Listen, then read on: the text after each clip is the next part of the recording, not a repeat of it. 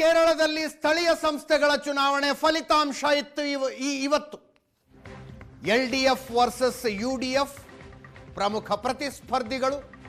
LDF ಅಧಿಕಾರದಲ್ಲಿದೆ, UDF ದೊಡ್ಡ ಪ್ರಮಾಣದಲ್ಲಿ ಕಾಂಗ್ರೆಸ್ ಅನ್ನು ಒಳಗೊಂಡಿರುವ ಮೈತ್ರಿ ದೊಡ್ಡ ಪ್ರಮಾಣದಲ್ಲಿ ಗೆಲುವನ್ನು ಪಡೆದಿದೆ. ಅದರ ಜೊತೆಗೆ ಕೇರಳದ ತಿರುವನಂತಪುರಂ, ಕೇರಳದ ರಾಜಧಾನಿಯಲ್ಲಿ ಬಿಜೆಪಿ ಮೊಟ್ಟ ಮೊದಲ ಸಲ ಗೆದ್ದು ಅಧಿಕಾರಕ್ಕೆ ಬಂದಿದೆ.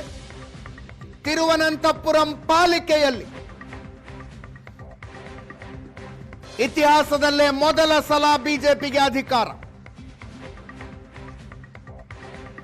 ಎಲ್ಡಿಎಫ್ ಅಧಿಕಾರದಲ್ಲಿತ್ತಿಲ್ಲಿ.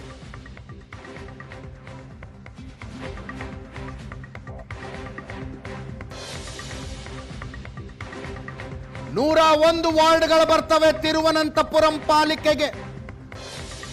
50ರಲ್ಲಿ ಬಿಜೆಪಿ ಮತ್ತು ಮಿತ್ರ ಪಕ್ಷಗಳು ಗೆದ್ದಿದ್ದಾವೆ.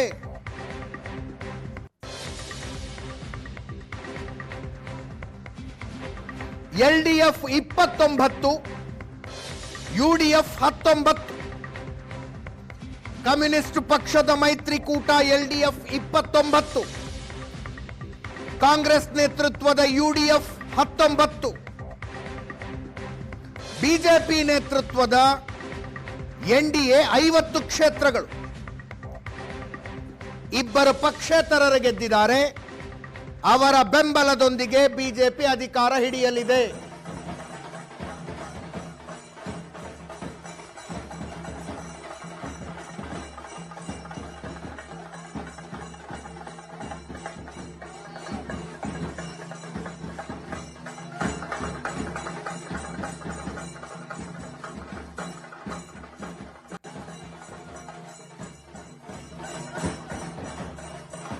ಸತತ 3ನೆಯ ಸಲ ಪಾಲಕ್ಕಾಡನ್ನು ಕೂಡ ಬಿಜೆಪಿ ಗೆದ್ದುಕೊಂಡಿದೆ. ಪಾಲಕ್ಕಾಡ್ ಪಾಲಿಕೆ ಬಿಜೆಪಿ 25, ಎಲ್ಡಿಎಫ್ 17, ಯುಡಿಎಫ್ 10.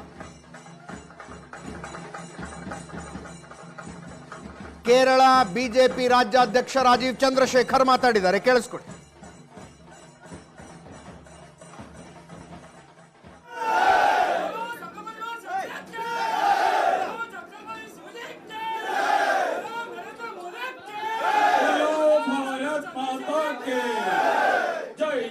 बीजेपी जय जय बीजेपी जय जय एनडीए जय जय एनडीए जय जय बीजेपी जय जय बीजेपी जय जय एनडीए जय जय एनडीए बोलो भारत माता की वंदे मातरम वंदे मातरम वंदे मातरम.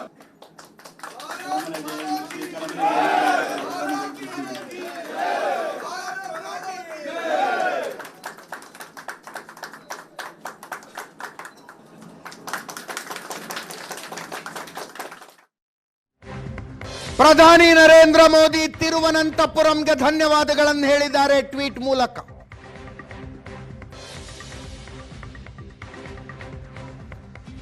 ಇದು ಕೇರಳ ರಾಜಕಾರಣದಲ್ಲಿ ಒಂದು ಮಹತ್ವದ ಕ್ಷಣ.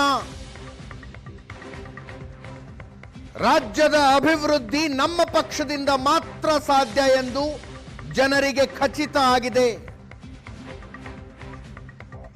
ತಿರುವನಂತಪುರಂ ಕಾರ್ಪೊರೇಷನ್ನಲ್ಲಿ ಅದ್ಭುತ ಫಲಿತಾಂಶಕ್ಕೆ ಕೆಲಸ ಮಾಡಿದ ಬಿಜೆಪಿ ಕಾರ್ಯಕರ್ತರಿಗೆ ನನ್ನ ಕೃತಜ್ಞತೆಗಳು. ಇಂದಿನ ಫಲಿತಾಂಶಕ್ಕಾಗಿ ತಳಮಟ್ಟದಲ್ಲಿ ಕೆಲಸ ಮಾಡಿದ ಕಾರ್ಯಕರ್ತರ ಕೆಲಸ ತಲೆಮಾರುಗಳು ನೆನಪಿಸಿಕೊಳ್ಳುತ್ತವೆ. ನಮ್ಮ ಕಾರ್ಯಕರ್ತರೇ ನಮ್ಮ ಶಕ್ತಿ, ನಾವು ಅವರ ಬಗ್ಗೆ ಹೆಮ್ಮೆ ಪಡುತ್ತೇವೆ ಅಂತ ಟ್ವೀಟ್ ಮೂಲಕ ತಿರುವನಂತಪುರಂ ಕಾರ್ಪೊರೇಷನ್ ಗೆಲುವನ್ನ ಪ್ರಧಾನಿ ನರೇಂದ್ರ ಮೋದಿ ಅಭಿನಂದಿಸಿದ್ದಾರೆ, ಸಂಭ್ರಮಿಸಿದ್ದಾರೆ.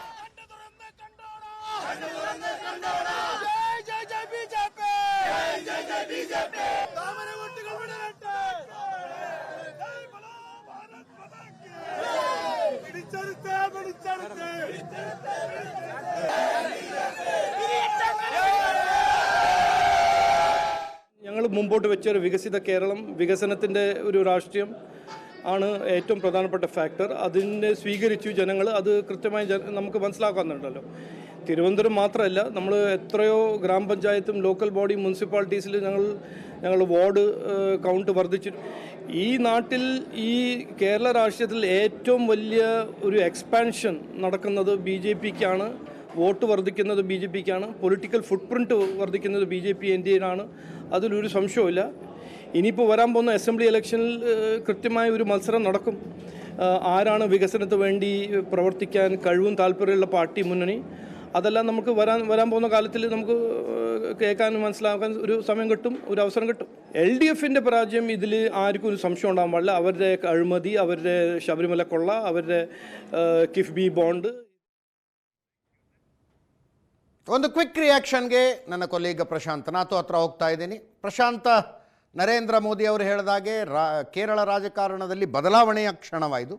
ಕಬ್ಬಿಣದ ಕಡಲೆ ಕೇರಳ BJPಯ ಪಾಲಿಗೆ.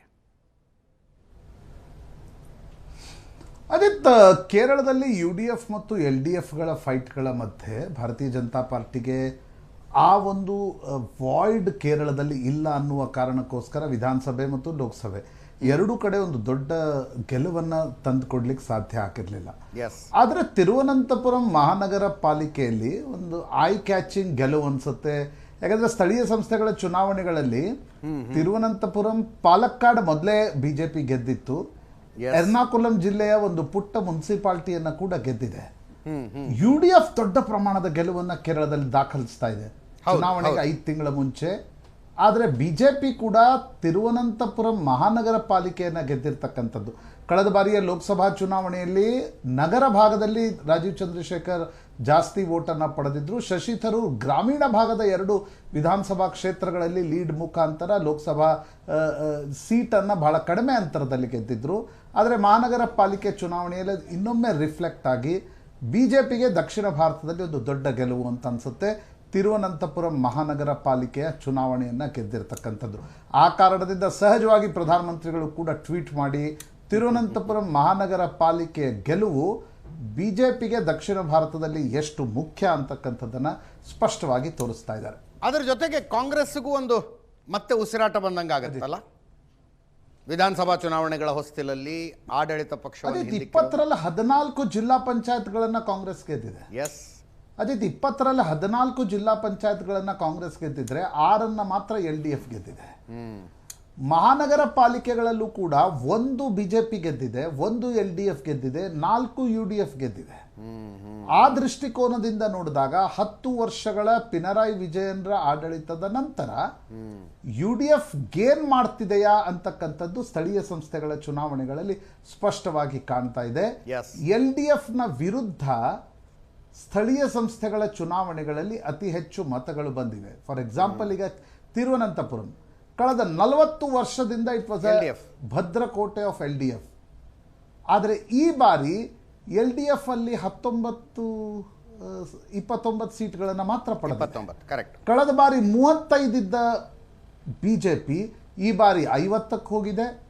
LDF 29ಕ್ಕೆ ಕುಸಿದಿದ್ರೆ ಕಳೆದ ಬಾರಿ 10 ಇದ್ದ UDF ಈ ಬಾರಿ 19 ಸೀಟ್ಗಳನ್ನು ಗೆದ್ದುಕೊಂಡಿದೆ. ಆ ದೃಷ್ಟಿಕೋನದಿಂದ ನೋಡಿದಾಗ ಅರ್ಬನ್ ವೋಟರ್ಗಳಲ್ಲಿ LDFನ ವಿರುದ್ಧ ಒಂದು ತಳಮಳ ಇದೆ ಅಂತಕ್ಕಂಥದ್ದು ಕಾಣ್ತಾ ಇದ್ರೆ, ಜಿಲ್ಲಾ ಪಂಚಾಯತ್ ಚುನಾವಣೆಗಳು ಎಲ್ಲಿ ರೂರಲ್ ಮೈಂಡ್ಸೆಟ್ ಕೂಡ, ರೂರಲ್ ವೋಟಿಂಗ್ ಪ್ಯಾಟರ್ನ್ ಕೂಡ ರಿಫ್ಲೆಕ್ಟ್ ಆಗುತ್ತೆ, ಅಲ್ಲಿ UDFಗೆ ಒಂದು ದೊಡ್ಡ ಪ್ರಮಾಣದ ಗೆಲುವು ಸಿಗ್ತಾ ಇದೆ. ಹೀಗಾಗಿ ಸಹಜವಾಗಿ ಕೇರಳದಲ್ಲಿ 5 ವರ್ಷಕ್ಕೊಮ್ಮೆ ಆಡಳಿತ ಬದಲಾಗ್ತಾ ಇತ್ತು UDF LDF ಮಧ್ಯೆ. ಪಿನರಾಯಿ ವಿಜಯನ್ರ ಕಾರಣದಿಂದ ಕಳೆದ ಬಾರಿ LDF ಆ ಚುನಾವಣೆಯನ್ನು ಗೆದ್ದಿತ್ತು. ಆದರೆ ಈ ಬಾರಿ ಸ್ಥಳೀಯ ಸಂಸ್ಥೆಗಳ ಚುನಾವಣೆಗಳು ಒಂದು ವೇಳೆ ಮೂಡ್ ಆಫ್ ದಿ ಕೇರಳ ಅಂತಕ್ಕಂಥದ್ದನ್ನು ನೋಡಿದ್ರೆ ನಿಶ್ಚಿತವಾಗಿ UDF ಲೀಡ್ನಲ್ಲಿದೆ. ಆದರೆ ಭಾರತೀಯ ಜನತಾ ಪಾರ್ಟಿಗೂ ಮತ್ತು ಅಲ್ಲಿನ BJP ರಾಜ್ಯಾಧ್ಯಕ್ಷರಾಗಿ ರಾಜೀವ್ ಚಂದ್ರಶೇಖರ್ ಹೋದ ನಂತರ ತಿರುವನಂತಪುರಂ ಮಹಾನಗರ ಪಾಲಿಕೆಯ ಗೆಲುವೇನಿದೆ ಅದು ವಾಟರ್ ಶೆಡ್ ಮೂವ್ಮೆಂಟ್. ಇದನ್ನು ಸ್ವತಃ ಪ್ರಧಾನಮಂತ್ರಿಗಳು ಕೂಡ ಹೇಳ್ತಾ ಇದ್ದಾರೆ.